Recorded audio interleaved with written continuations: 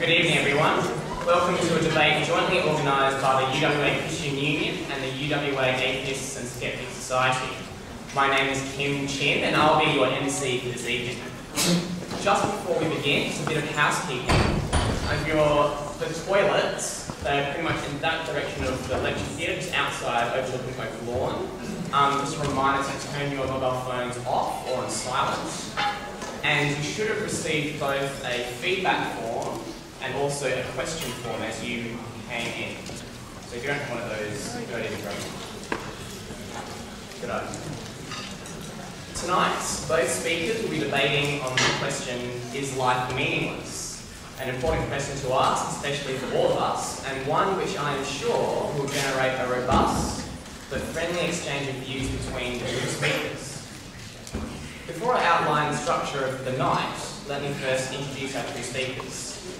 On the closest to my left, Daniel Midgley lectures in linguistics at UWA and CU. He's a presenter on the language podcast Talk to Talk on RTR FM 92.1, and he's the author of the atheist blog Good Reason. He's been an ex-Mormon for 6 years. On my far left, Ben Ray is a graduate of UWA where he studied neuroscience, including honours in spinal cord regeneration before working as a research assistant at the Lions Eye Institute. After 2 years there, he left to study at a Masters of Divinity at Trinity Theological College before returning to UWA to work with the Christian Union. Tonight, the structure of the debate is as follows. First, we'll have opening statements. Both speakers will speak for 17 minutes. There will be a bell at 2 minutes and a final bell at 17 minutes. Next, we'll have rebuttals. Both speakers will have 10 minutes each for rebuttals. And I will give a warning bell at 1 minute. Then we'll have question and answer.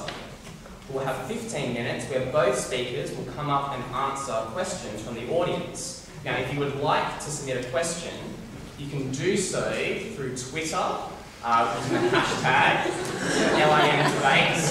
Now, this is the preferred method because Twitter questions will get priority over questions, written questions on your question form, which you should have received as you came in.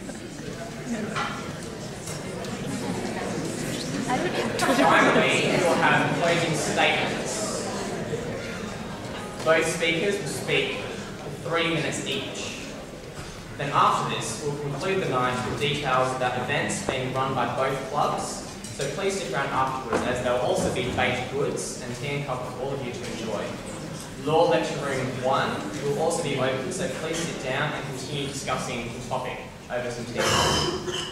My job tonight will be to make sure that neither speaker speaks out of turn or over time.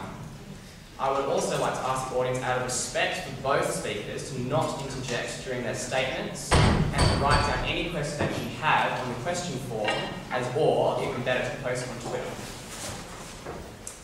So let's get started. I would like to invite Daniel to give his opening address.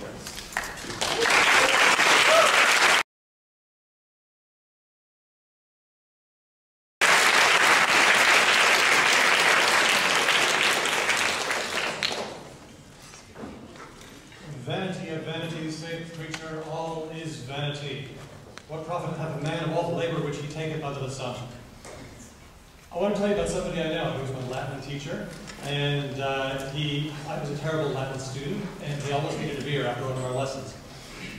However, I came to get to know him again later in life on Facebook, as so often happens, and I found out some things about him that I hadn't known. I found out that he was a fiery, small L liberal, really a progressive guy, and a really cool guy. I really enjoyed his Facebook posts and I enjoyed our interactions. And then it happened that he suddenly died. And this was when I was sort of doing the prep for some of this, so it's kind of hit me. When someone passes away after a life of work and toil and education and achievement, and then they're gone, there's a very strong tendency to say to yourself, well, what was all that for? At least this is what I had to ask myself. Our lives are brief, and these are the only lives that we're short of getting. And I'll admit that some people find that kind of bleak. And to be honest, it's not my favorite bedtime story either. But it's the hypothesis that I think best fits the facts. But this isn't satisfying for a lot of people, and I hear complaints from especially religious folks who say, well, if there's no afterlife, if we don't live forever, then what is the point? Now, I made a cartoon because I had a chat with some Mormon missionaries, and since I was a Mormon missionary once, I feel for these guys. And this is what he said. This is almost word for word. He said, if I didn't believe in God, I don't know what I'd do. I think I'd probably kill myself. Now, I hope there's nobody here, religious or non, that has this view. This is a rather extreme view I'm presenting in this session. So I told him, no, you wouldn't. Don't be silly. And he said, seriously, I would. What's the point of life if it's only temporary? So I said to him, well, as someone who did stop living, I can tell you that there are many, many reasons to go on living, even if life doesn't last forever. Let me put it this way. Think of a really good meal that you had recently. Have you got it? And they both said, with some satisfaction, because they do love their food. And I said, that meal didn't last forever. Was it pointless? I thought for a second, and he said, no. But that's because there's a God. It was very difficult for him to get out of this world. But I keep this question because we do like to feel like our lives are significant.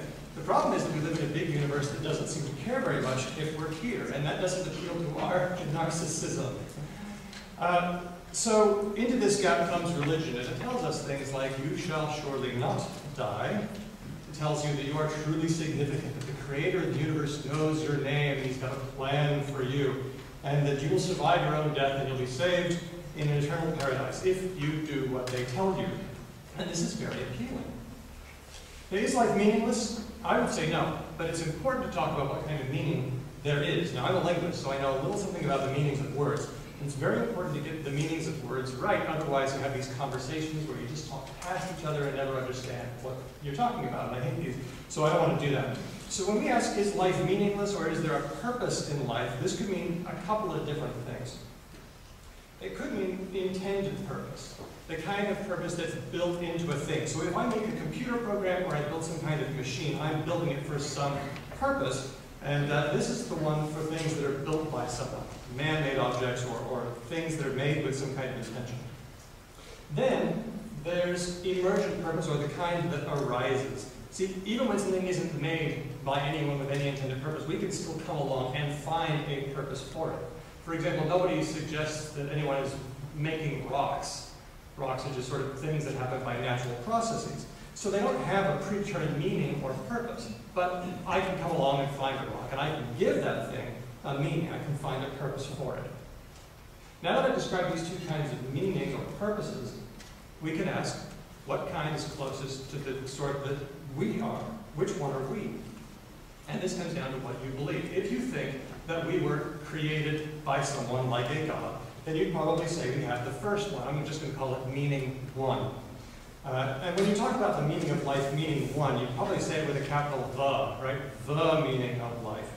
And there's this idea that when we talk about the meaning of life, there's like a preordained purpose, and if we could just find out what it is and do it, then we would be happy. You might also think that if we weren't created, then there's no meaning at all, no other meaning is possible. On the other hand, if you think that we arose from natural processes, which is all the sciences that we have point to this, that everything that we know is explainable by natural purposes. If we're not a machine created by someone, then meaning one is not the kind that we should expect. Meaning two is the right sort that we should have, the kind that arises, the kind that you can find. The question then is, what happens when your religion tells you that you have a purpose and then you stop believing? This is something that happened to me. I was born into a religion that claimed to have the plan of happiness, that taught the purpose of life. And people would say, I'm so glad I'm in the church because if I weren't, I don't know what I'd be doing. I'd probably be dead or in jail or something. This is the kind of thing that people in my church used to tell.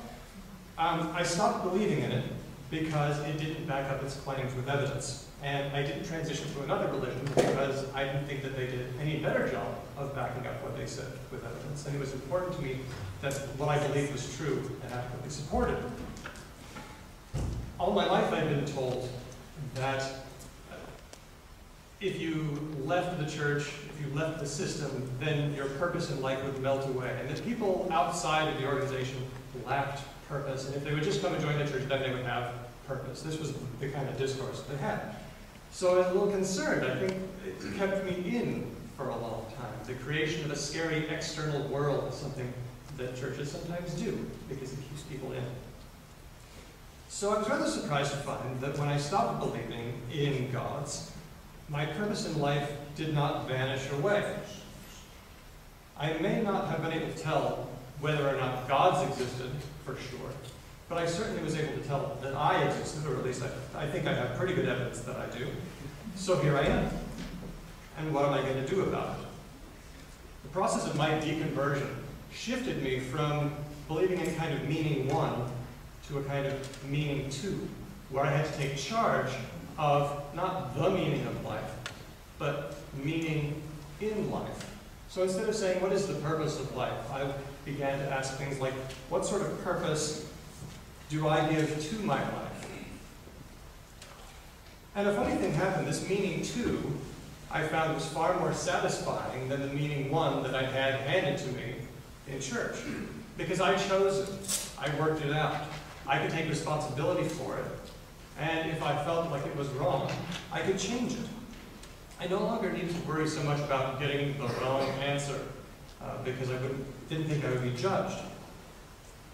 Another strange thing is I've become a raging hedonist, like I always thought I would. I actually thought atheists were supposed to be like that, and that isn't what happened to me. For the most part, I live quite sensibly as a tax-paying citizen. But atheism didn't actually remove the value from life, and ceasing to believe in an eternal future didn't make life meaningless for me. It actually made it more worthwhile because I knew it was limited. Since then, I've met a lot of atheists, and I found that we're not a bunch of dour nihilists. We're actually quite a jolly crew. We enjoy each other's company, usually, although we have a few lone wolves among us. Life's finite nature doesn't seem to stop us from assembling our own meanings to life. I also noticed something else in the behavior of religious folks that I knew, and that was that religion didn't actually seem to help people very much with meaning when things came right down to it. I hope religious people will know what I mean when I talk about Sunday school answers, the kind that you learn in church. But at some point you have to outgrow these sort of answers and come to your own and figure out how to live and find some meaning too of your own. This search for meaning happens for religious people too, especially when personal tragedy happens. I know someone who has had a death recently in the family, a religious family from way back. And she said to me, it sure is hard to know why this is happening. Why? Why this is happening? Why wouldn't the religion tell you why? This is what I always heard. Isn't that what people are always saying? They're saying, science tells us how things happen, but religion tells us why. And yet, it seems that religious people have to struggle on some level with why anyway. It's almost like religion doesn't help. So the job of finding meaning in life, meaning too, is something that everyone has to do, whether they're religious or not. Sam Harris once said that to not believe in God is to deny yourself access to comfortable illusions and realize that the burden falls upon us to make the world a better place, and to realize that the universe was not created for us. Atheism is described here as the arrogant belief that the entire billion-galaxy universe was not created for us. Being an atheist means that God isn't going to provide things, you have to do it yourself. If you want to see compassion, and there's no God to be compassionate, you have to do it yourself. If there's no God to dispense justice and you want there to be justice, if there's no all-knowing being to reveal truths about the universe, and you still want to know about the universe, we're going to have to take some responsibility for doing that ourselves. We need to take responsibility to provide those things for each other that a non-existent God can't. So with that in mind, I want to tell you what my purpose in life is, since we're just laying it out here. And I've settled on 5 things, and these, I can change these, but I think this works pretty well for me. See what you think. I wonder if you would come up with other things that are different. I think that you should do these in this order. Number 1, survive for as long as you can. You only get one life. And while you're doing that, number 2, seek responsible enjoyment. Find ethical pleasure. 3rd, be good to others, because they only get one life too. And 4, do worthwhile things well. And number 5, try to leave something good to the next generation. Now I can hear through all this, I seem to hear the voice of that missionary saying, but why? If life is finite, why should we bother to do these things? And my answer is because I want to. We have a choice. We can live stupidly and contribute nothing and then die, or we can live intelligently in a way intended to contribute and then die. Which seems like a higher quality decision to you? Now, if you shrug and you say, well, if I'm just going to die, then I can't tell the difference, and I don't care what I do, then you're probably deriving your values from somewhere outside of yourself, outside of your instincts. And I find that that would be a terribly sad reflection. It reflects a kind of petulance. If I can't live forever, then I just won't live at all. And that would be a shame, because life on this planet, even for a brief period, is amazing.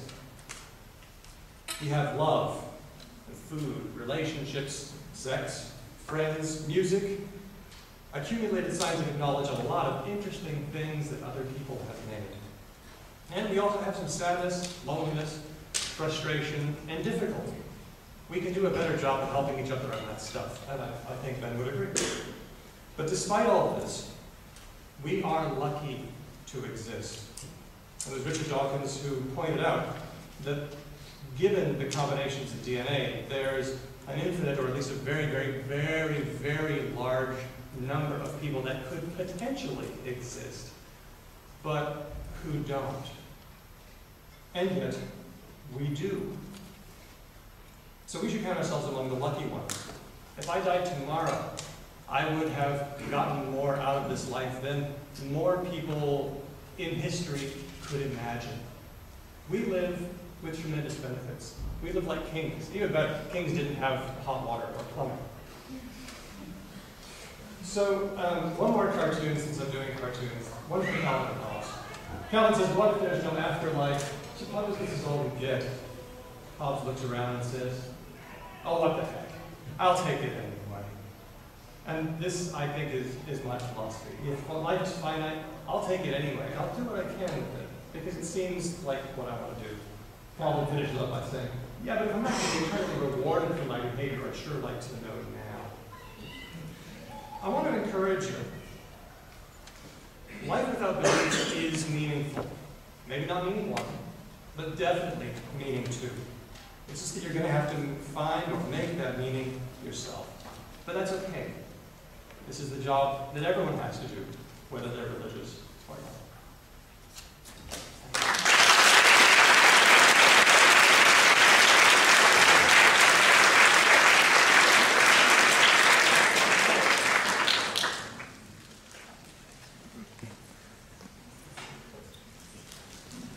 Well, I'd like to add my welcome to that of Dan's. It's great to have so many people here out on a Wednesday night to consider the topic of life is meaningless, whether it is or not.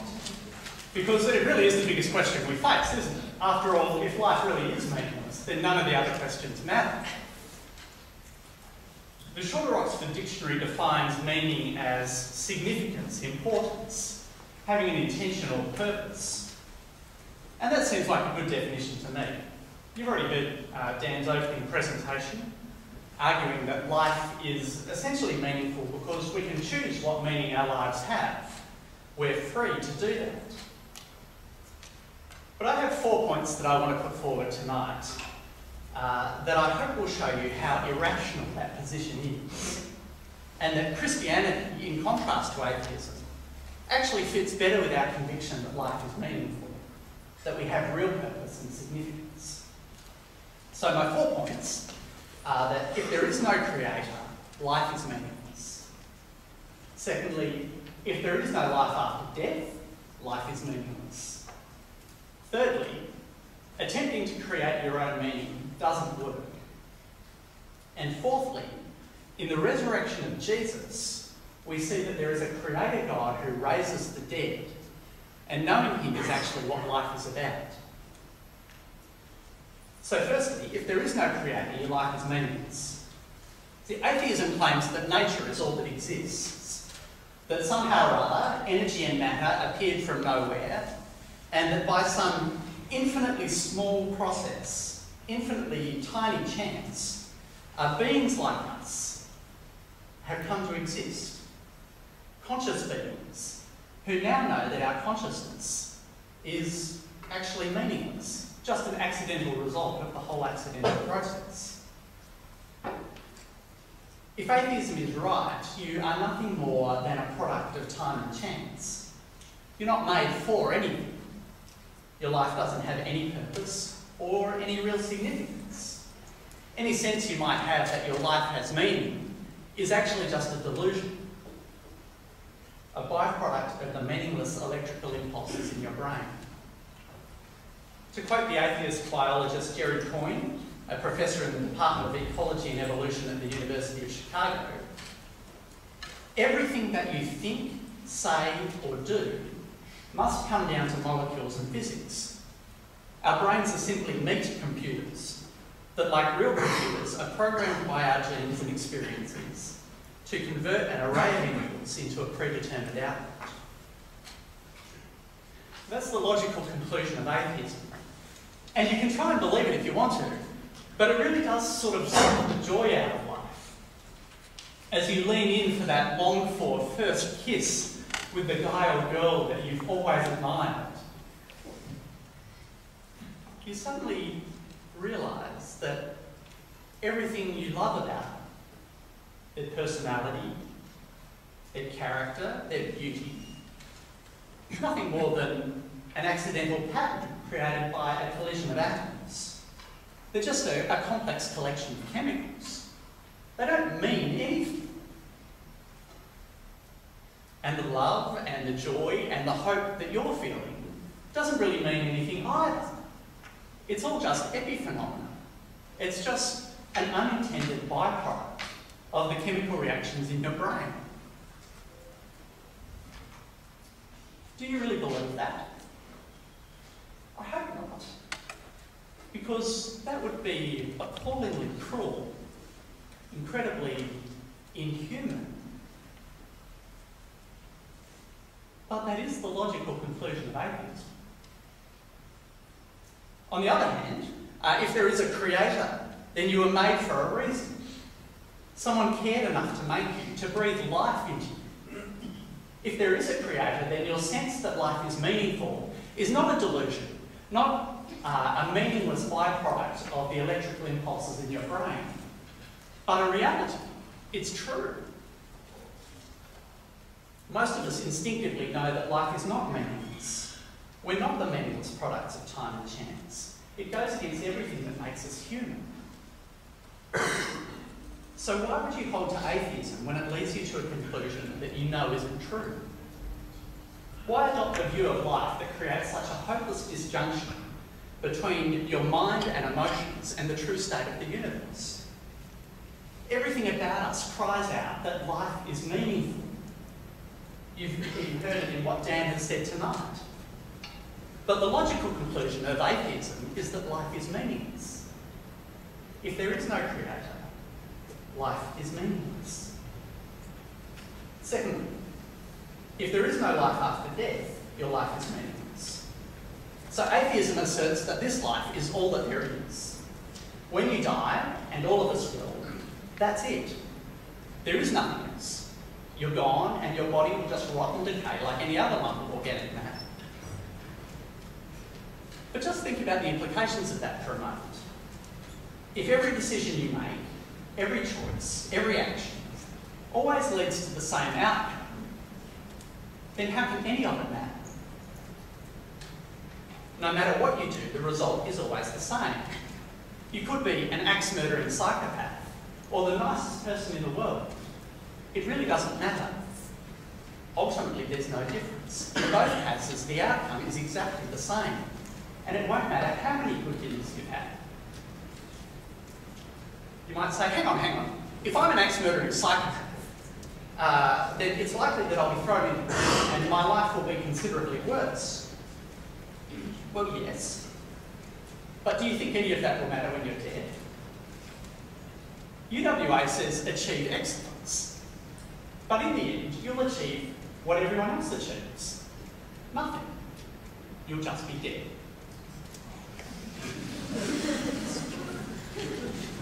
You might say, well, that's a very selfish view of life. It may not matter for me whether I'm good or bad, but it matters an awful lot for the people around me.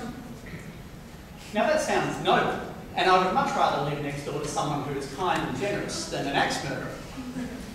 But if atheism is true, if death is the end, let's not delude ourselves that it actually matters in the long run. In the end, everyone is going to die. And when their death, and ultimately the heat death of the universe, occurs, whether you've been naughty or nice won't matter one little bit. To quote C.S. Lewis, if nature is all that exists, in other words, if there is no God and no life of some quite different sort outside nature, somewhere outside nature, then all stories will end in the same way, in a universe from which all life is banished without possibility of return. It will have been an accidental flicker, and there will be no one even to remember it. If there is no life after death, your choices don't matter. Life is meaningless. Thirdly, if there is no creator and no life after death, attempting to create your own meaning doesn't work. There have been various attempts to cope with the meaninglessness of life that atheism leads to. Dan sort of alluded to some of the common attempts already. There's hedonism, which is not Dan's position, humanism and existentialism. Dan's argued for something that I think is really a bit of a combination of humanism and existentialism.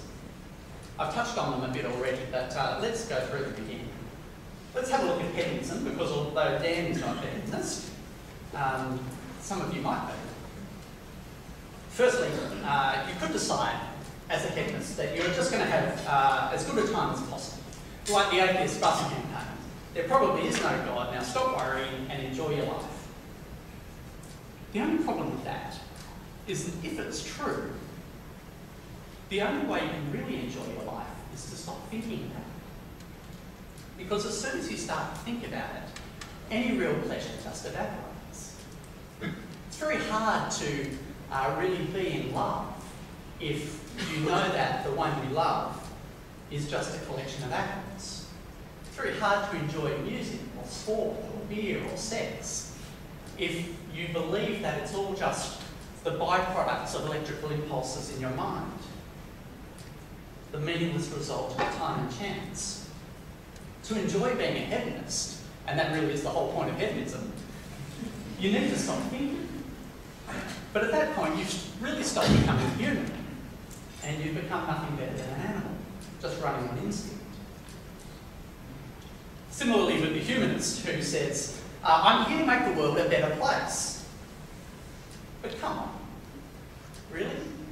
If atheism is true, do you think that anything you do can change the ultimate outcome? Can change the fate of any of us? Do you really think that fighting injustice or global warming really matters if atheism is true? No, if atheism is right, the ship is going down with all hands. It doesn't matter how nice the crew members are to each other, or how ecologically friendly the deck chairs are. Sooner or later, we're all going to be drowned by the waves of death. And nothing we've ever done, good or bad, will matter. We won't have contributed anything at all. Thirdly, the existentialist who acknowledges that life is meaningless, but refuses to be conquered by it, who knows that the ship is sinking, but is determined to go down fighting. Life is meaningless, but I refuse to live that way. It sounds noble, but as soon as you stop and think about it, you realise how absurd it is. If life really is meaningless, you can't create meaning by choosing to ignore reality. That doesn't make your life meaningful. It just makes you delusional. And anyway, where did you get these standards by which you judge the universe to be meaningless and irrational? Your standards are part of the universe just as much as anything else. They're just as much the unintended product of blind, meaningless chance. The existentialist standards are as meaningless as the meaninglessness they rage against. Trying to create meaning in a universe with no creator and no life after death is like jumping off a tall building and furiously flapping your arms in the hope that you can fly. You might try very hard, but in the end, you're just not dealing with reality. And fourthly, it all sounds pretty hopeless so far. And it would be if atheism were true. But in the resurrection of Jesus, among other things, we see that atheism is not true. That there really is a creator who made us and who raises the dead. And knowing him is what gives life real meaning. Now, many people seem to think that the resurrection of Jesus is something you just have to believe in without any evidence. But there are three facts accepted by the majority of New Testament historians today that I think are best explained by the resurrection of Jesus. Firstly, on the Sunday after his crucifixion, Jesus' tomb was found empty by some of his women followers. There were plenty of people at the time who opposed the Jesus movement, yet not a single one of them claimed that the tomb was not empty. Secondly, on separate occasions after his death, Jesus was seen alive by a range of individuals and groups. According to Gerd Ludemann, the leading German critic of the resurrection, it may be taken as historically certain that Peter and the disciples had experiences after Jesus' death in which Jesus appeared to them as the risen Christ. In fact, we can go further than that. It wasn't just believers who saw Jesus, but skeptics and enemies too. Thirdly, the original disciples suddenly came to believe in the resurrection of Jesus, despite it going against what they previously believed. First century Jews had no expectation of a defeated and crucified Messiah, nor did they believe that God would raise one person before everyone else. Yet although it stood opposed to their previous beliefs, the disciples' confidence in Jesus' resurrection was so strong that they were willing to die for it. That's why the New Testament scholar N.T. Wright says, as an historian, I cannot explain the rise of early Christianity unless Jesus rose again, leaving an empty tomb behind him. Attempts to explain away these three facts, that the tomb was empty, that people saw a risen Jesus, and that the disciples came to believe in a resurrection despite it going against their previous beliefs. Attempts to explain them away by saying that the women were confused or the disciples made it up have been rejected by most contemporary historians. There simply is no plausible atheistic explanation for these three facts. But not only does the resurrection of Jesus provide a better explanation of the historical evidence than atheism, it also confirms our deep-seated conviction that life is meaningful. Because if the resurrection of Jesus really did happen, then we have evidence for a divine miracle, and therefore for the existence of God, a God who is able to raise the dead. That means that your innate sense that life is meaningful is right. You're not the meaningless product of time plus chance. You're a creature made by a creator with real significance and purpose. And it shows that death is not the end. It's not the destroyer of all meaning, because Jesus has conquered death. And in doing that, he's shown what we were made for. Our purpose is not a fleeting, meaningless life, but eternal life and relationship with God. So our choices now, whether good or bad, will have consequence for eternity. The resurrection of Jesus shows us that there is a God who made us and who raises the dead, and has placed his seal of approval on Jesus by raising him from the dead. To know Jesus is to know God, and knowing him is what makes life really meaningful. In summary, I've argued that because atheism claims that there is no creator and there is no life after death, it's incompatible with meaning in life. But that conversely, the resurrection of Jesus demonstrates that there is a creator God who raises the dead, and that in knowing him we find the fulfilment of our deep conviction that life is meaningful.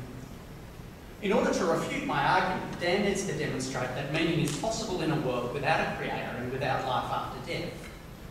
Until he does that, I think we should conclude that atheism logically leads to the conclusion that life is meaningless, and therefore Christianity fits better with what we instinctively know to be true. Thank you.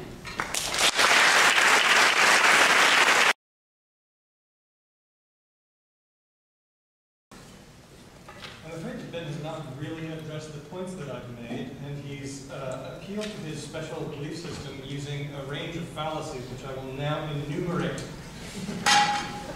By the way, Ben, when I was describing that missionary, I didn't know I was describing you. Ben's arguments, first of all, are, if we just die and that's it, that would be depressing. That can't be true. Therefore, we live forever. That's the first one. This is called argument from consequences. What, you don't like the consequences of this belief? Therefore, it must be wrong. This is a fallacy. Another thing that he does is appeal to instinct. You feel that your life is meaningful. Therefore, that must be true. I feel like I'm Napoleon Bonaparte. Therefore, that must be true. Our instincts are not necessarily a good guide to reality, and then you should know this. Let me just start up with his first points. If there's no creator, and if there's no life after death, then there is no meaning. He is correct for meaning one. If there is no creator, and we were not created, then we do not have an intended purpose. He has addressed that. But he has not addressed meaning two, which I tried to say is important. And in fact, I think it is actually more important since it's something that even religious people have to do, even if you get your meaning one handed to you. Also, it's kind of annoying how people say that if our brains are just chemistry, then that's not very good. What do you mean just chemistry? Chemistry is awesome.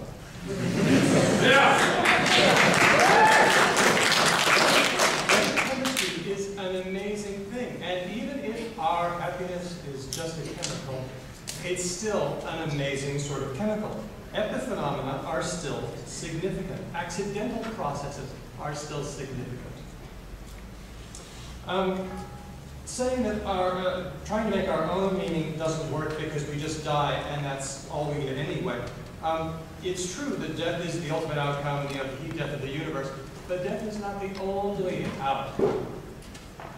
If we are kind to each other, if we create things, this is still worthwhile, perhaps not on a cosmic scale, but on a day-to-day scale. I was going to say that this was a short-sighted view to take, but actually that's not true. It's an obstructively long view to take. And by taking a slightly more day-by-day approach, we can realize that there are other outcomes. And it does matter whether we are kind or whether we are murderers. At least it matters to me. And who else is my life going to matter to?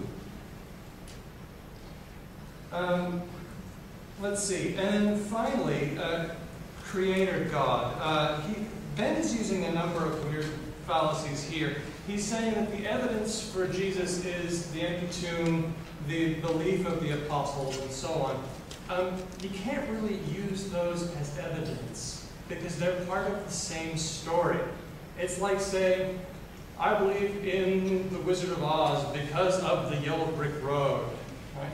It's part of the same story. The empty tomb is not the evidence. The empty tomb is the claim, and that needs to be backed up by evidence. Ben is hanging an awful lot on this God thing. He's making his meaning in life dependent on the existence of a being for which no good evidence exists, and in fact for which no good arguments have ever been advanced. I hope that if that's how Ben is driving his meaning, that I hope he never loses his faith. Because I don't know what would happen. You know, on some level, I'm happy if Ben feels happy. But I hope that we can build our happiness on something a little more solid, rather than you know, God and Jesus, therefore meaning. Just one more thing, since I don't seem to be out of time. Ben's very vague on details. He says that brain chemistry isn't such a great thing, that it's just brain chemistry. But he's saying that our thoughts are not just brain chemistry. He's been suggesting that there's some other mechanism, that God with his fingers reaches out and twiddles our emotions somehow in a way that does not involve brain chemistry. Everything falls back on the brain chemistry. One more thing.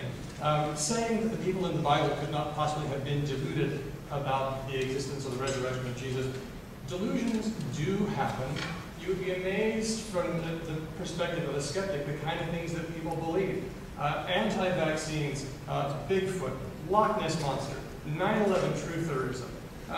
These are just things off the top of my head. I mean, how long was it since 9/11? 10 or 11 years? 2001. So yeah, 11 years. In that time, we've seen 9/11 trutherism sort of go up, build to a peak, and then sort of sink back down to baseline levels. As communities of people tell each other stories, it is entirely possible for a delusion to happen from people telling each other stories. And that, I submit, is what happened there. Okay, I think I'm done.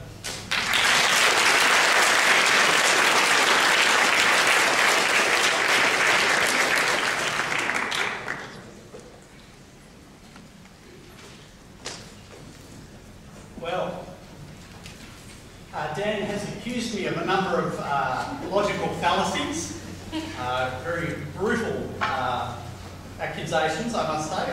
I'm very hurt.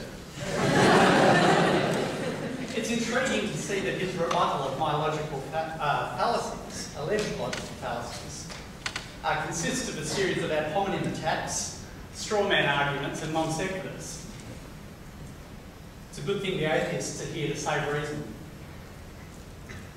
Dan seems to be a bit upset that perhaps I'm telling atheists how they ought to feel. But that's actually not the case. It's the opposite of what I'm saying. I agree with atheists when they say that their life feels meaningful. That's the whole point of my argument. I'm just pointing out that that doesn't logically fit with atheism. You might say, hang on a minute, I'm an atheist, and I feel like my life has meaning. Well, sure, I don't dispute that. But all that demonstrates is that you have the ability to hold two logically contradictory thoughts in your head at the same time.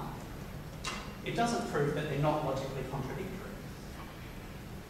Now, if atheists want to be irrational and illogical, maintaining that life is meaningful while simultaneously holding the belief that logically renders life meaningless, I might think that that's sad, but there's very little I can do about it.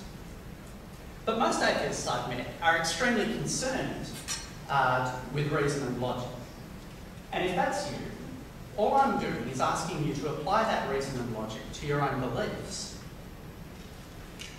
Now, I don't think Dan has actually refuted my argument. I don't think he's demonstrated that you can have real meaning in life in the absence of a creator God and in the absence of life after death.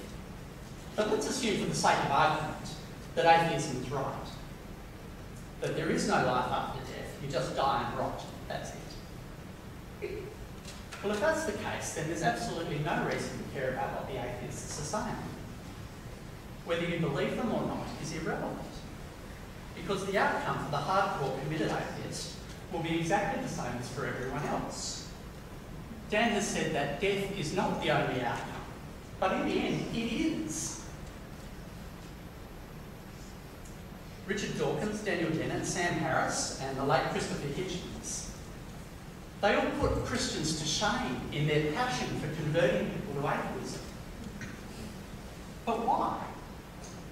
If atheism is true, it doesn't matter whether you believe it or not. Either way, you'll die like everyone else. They uphold the ideal of humanism, of being good to others. And certainly, I'm glad that they want to be good to us. That's nice. But in the end, it doesn't matter. The fervour of new atheists to show how stupid everyone else is really makes no sense if atheism is true. But it's worse than that. I quoted the atheist professor Jerry Coyne before. Here's a little bit more from him. Perhaps you've chosen to read this essay after scanning other articles on this website. Or if you're in a hotel, maybe you've decided what to order for breakfast or what clothes you'll wear today. You haven't. You may feel like you've made choices, but in reality your decision to read this piece and whether to have eggs or pancakes was determined long before you were aware of it. Perhaps even before you woke up today. And your will had no part in that decision. So it is with all of our other choices. Not one of them results from a free and conscious decision on our part. There is no freedom of choice, no free will. And those New Year's resolutions you made, you had no choice about making them, and you'll have no choice about whether you keep them. Now, of course, if we follow the logic of the atheist through, there's actually no point in listening to it. Because they're not telling the truth. They're not actually having any insight into reality. They're just doing what their genes program them to do. Their ideas are just structural and chemical changes in the brain. They're not true in any meaningful sense. Dan and I are just like a couple of soft drink cans that get shaken up and are fizzing away down the front for your entertainment. For all you other soft drinks out there. It's just what we do at this temperature and pressure.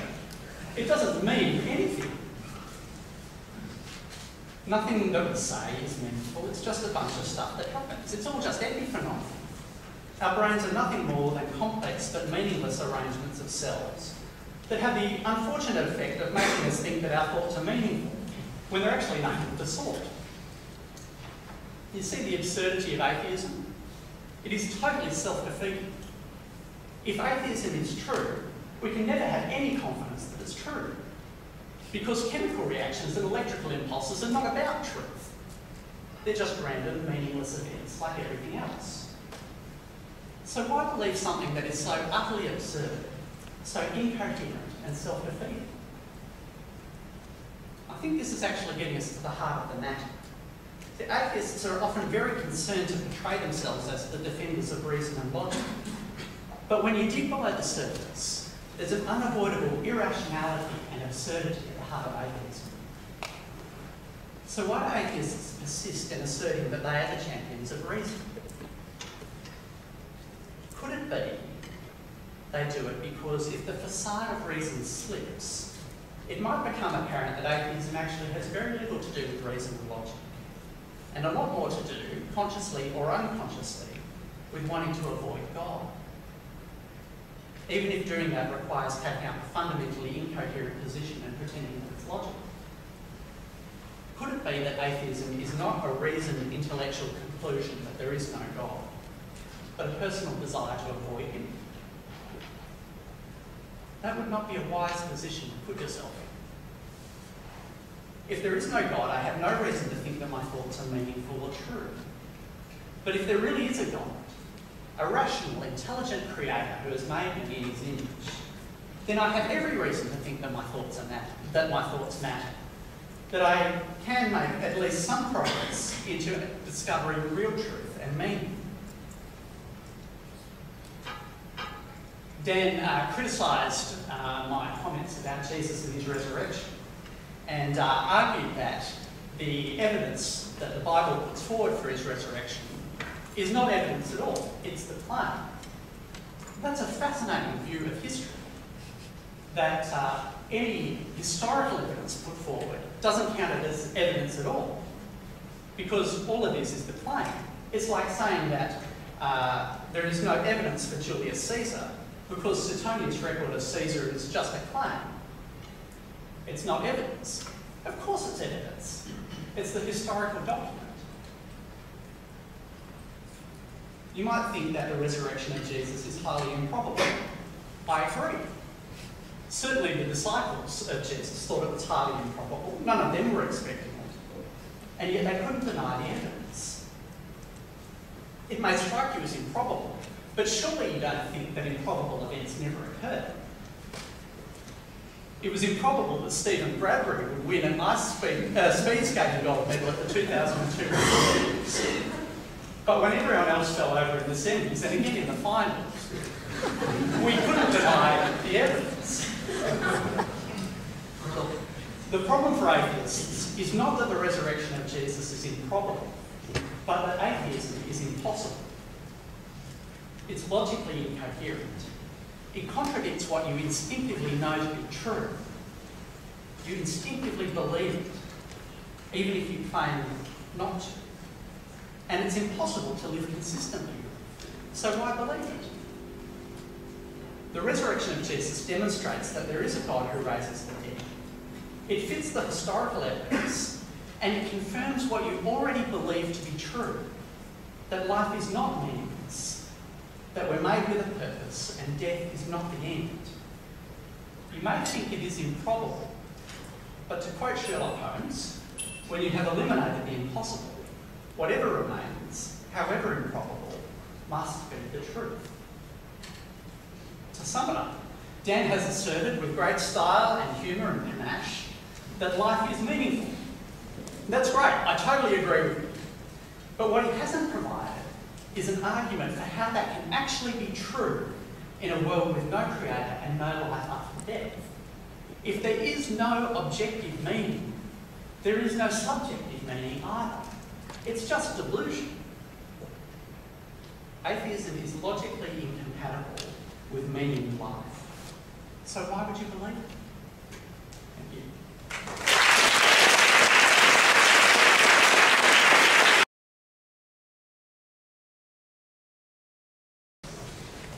Well, I think I've got one here for me. And two people asked this one: how did the universe begin? Atheism actually says very little about how the universe began. It is a lack of belief in God. However, I can borrow a bit from an atheistic form of reasoning, which is science.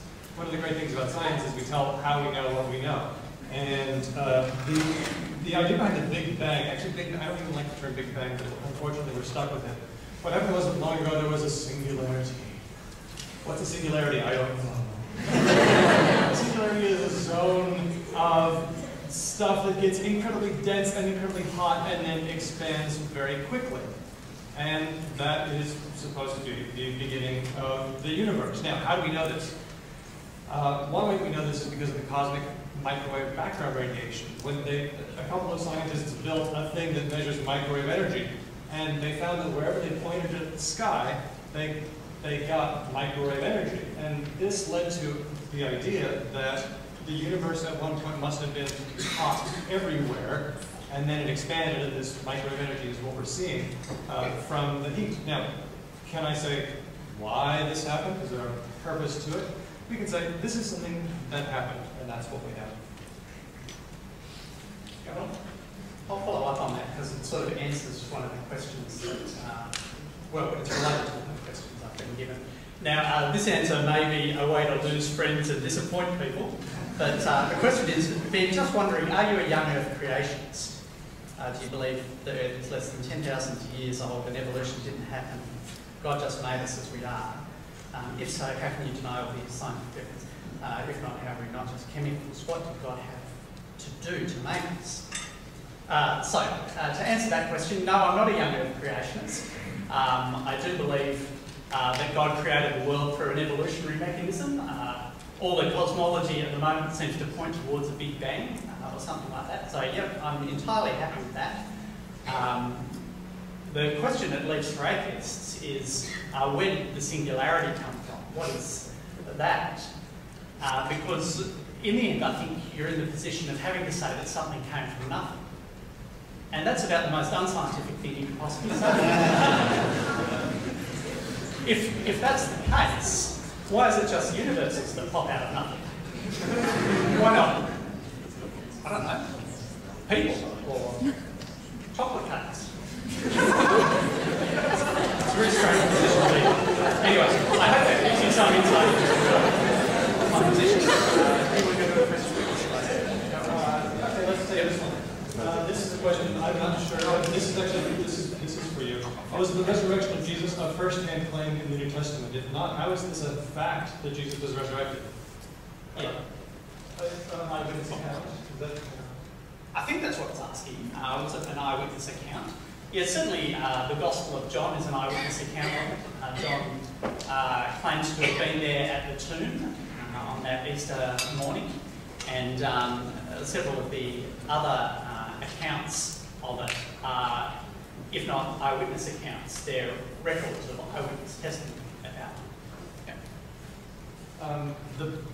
The Bible was written by people long after the events were supposed to have transpired. If you want to say that that's an eyewitness account, you can do that. However, I'm going to reach into my own past for a second. There's a book called the Book of Mormon, which Mormons believe in. And, yeah, I know.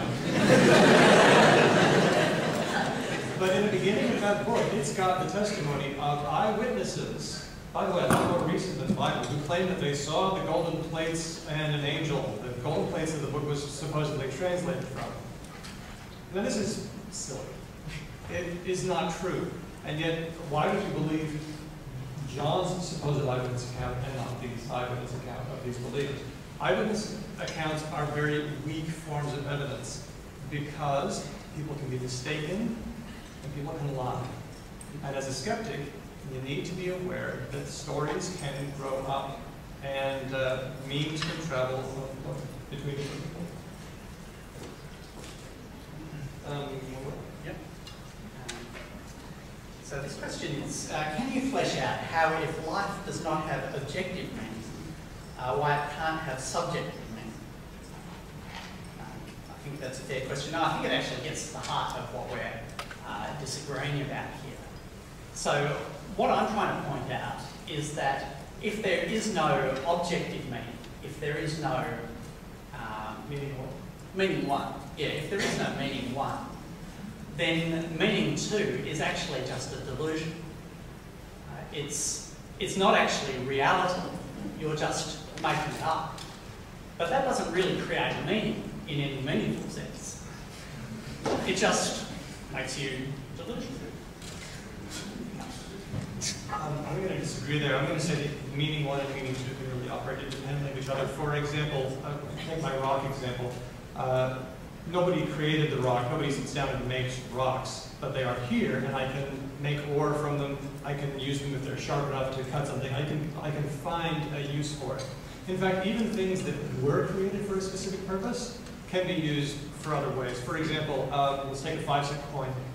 It was created by someone for a purpose. That's meaning one.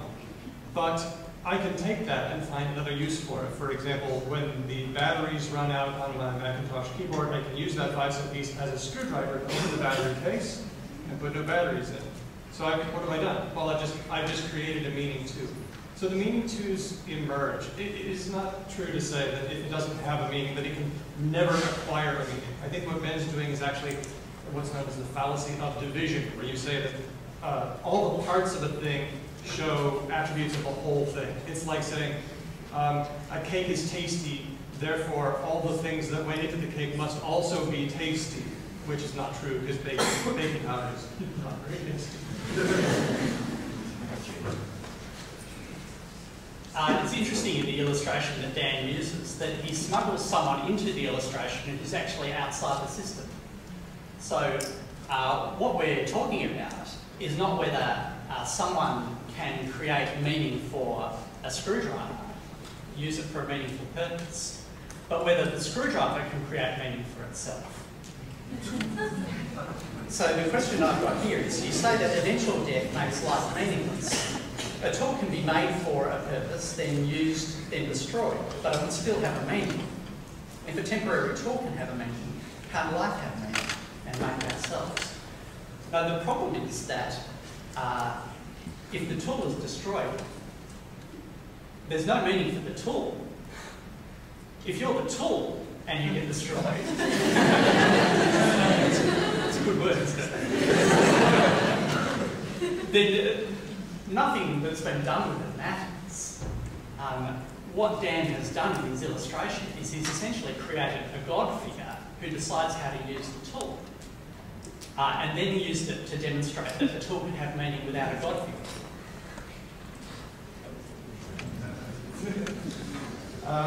There's another one here. What about those born with mental incapacities, those who struggle to make life better to anyone around them or even themselves? I'm not sure how to respond to that, except to say that you could argue that life is meaningless because we're going to die and everyone's going to die. But we do have the opportunity to make life better along the way, and I have a lot of respect for people who build hospitals, many of them religious, for people who work to educate and who strive to make things just a little better. What's my motivation to do so as someone who thinks that life might eventually end? I hope that it doesn't. I hope that somehow we humans learn how to, if not individually live forever, at least as a unit, as a group. Because we can do things along the way. We can have the meaning of our lives emerge, and if not in the very long term, at least in the short term, and enjoy things and make things better along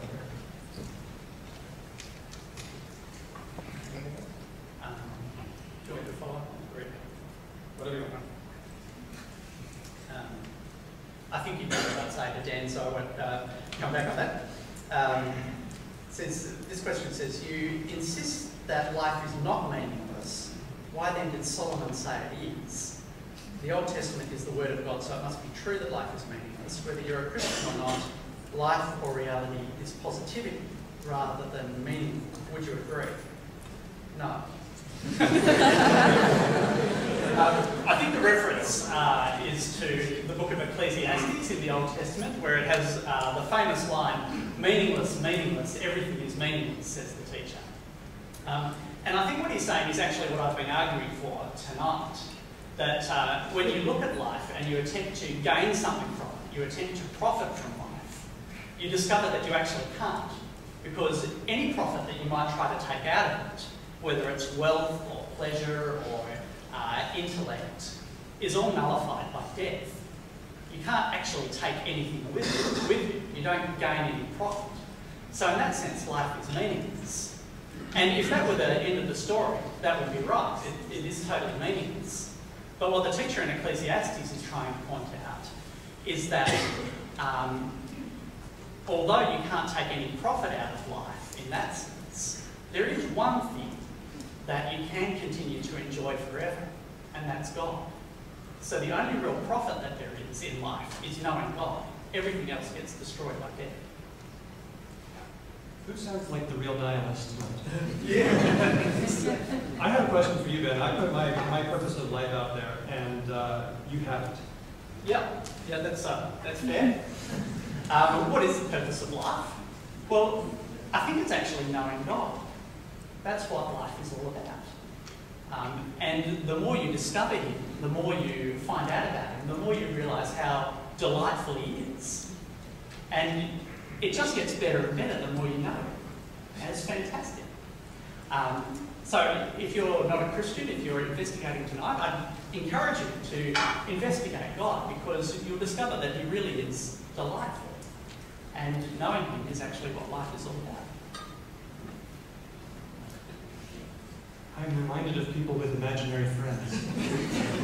Actually, I mentioned this before. There is a group of people whose brains are arranged in such a way that makes them what's known as object sexuals. They believe that they are having a romantic or sexual relationship with inanimate objects. There was a woman who believed that she was having a relationship with a crossbow. She later broke up with the crossbow and went on. I don't mean to poke fun here, because sexuality is, human sexuality is a very multi-splendid thing. She married the Eiffel Tower later, and she is convinced that she has a very real relationship. And when I see people who claim to have relationships with beings that do not communicate directly with them, except in feelings and remarkable physical happenstances and other ways, I feel like I'm watching someone who's having a relationship all by themselves. And if that's you, can I turn you on to people? Because people are also delightful, and relationships with people are very real and satisfying.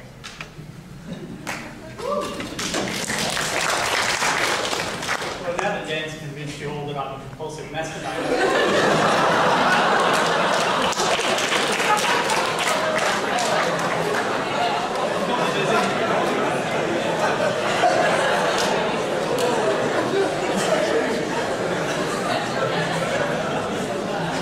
I think what you're hearing from Dan is quite a lot of assertions, but that's really all they are, they're assertions. There's a question here. If you lost your faith, would your life become meaningless? It's a good question. But I think it betrays a misunderstanding that I've been trying to get at tonight. That the issue is not actually what sort of subjective meaning I might be able to create for myself, but whether there really is any real possibility of meaning in life at all. So in the end, it boils down to not what I believe or what I don't believe, any more than my ability to fly when jumping off a tall building depends on how much I believe I can fly. It depends on reality. So the real issue is there a God who made us and who raises the dead? Because in that case, regardless of what you believe, whether you're an atheist or a Christian, then your life is meaningful. But if you're an atheist, it doesn't matter what you believe either. If atheism is true, then it doesn't matter what you believe, whether you're a Christian or an atheist, your life is utterly meaningless.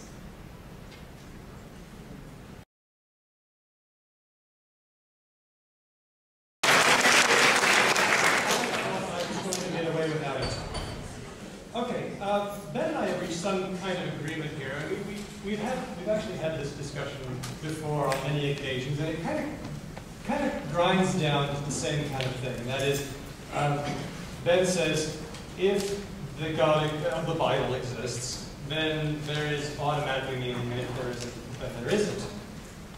I'm going to just change that a little bit, because I don't think that having a God automatically gives meaning, or if it does give meaning, it doesn't necessarily mean that we know what that meaning is.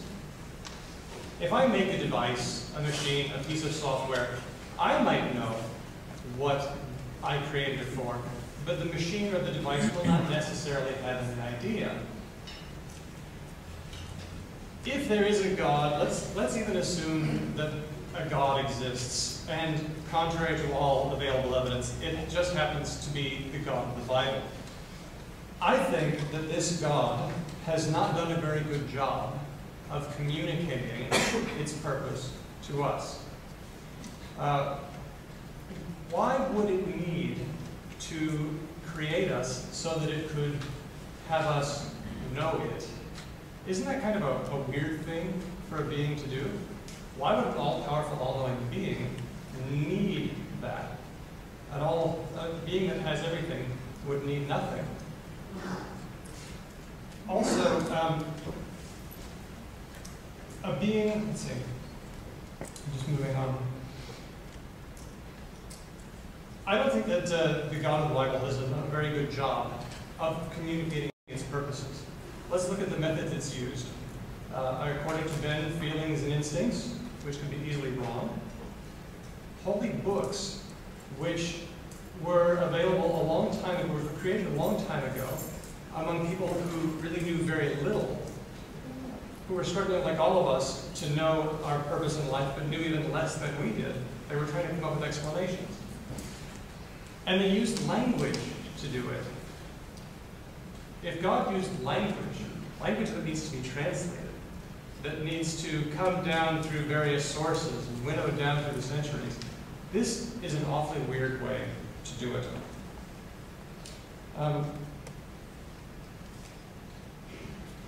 Ben made a point that atheists, if they really understood the implications of atheism, ought to be nihilists.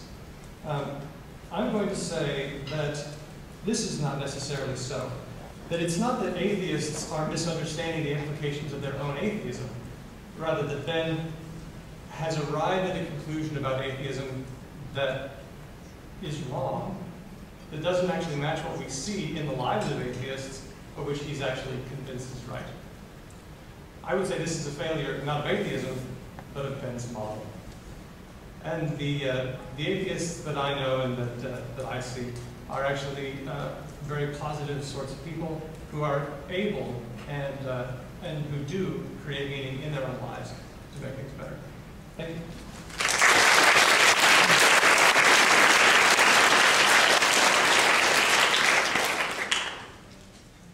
Well, I want to thank you for coming tonight. I'm glad that you did, because it would be very easy just to cruise through life, just constantly keeping ourselves busy and never actually thinking about the meaning of life.